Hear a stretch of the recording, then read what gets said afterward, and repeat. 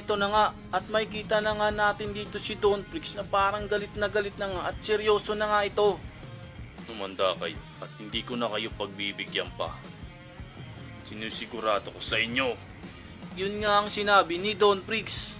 Eto namang si Jing ay talagang natulala na lang siya na nakita niyang kapangyarihan ni Don Prix. Punong-puno at solidong aura nga ang bumubuo nito.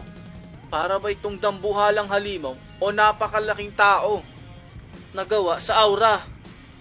Paano na kaya nilalalabanan si Don Prix sa pagkakataong ito? Nang nag-umpisa na ngang kumilos etong kapangyarihan ni Don Prix, tumingin nga ito kay Jing at kitang-kita naman ni Jing kung gaano nga ito kalaki. At biglang sumugod na nga etong napakalaking dambuhalang gawa sa aura galing kay Don Prix. Ang tanging nagawa lang ni Jing ay tumakbo papalayo. Ano? Sa laki ng abilidad na yan ay kaya niyang pakilusin ito ng kasing bilis niya. Napapasunod niya ito. Mukhang mas magiging mahirap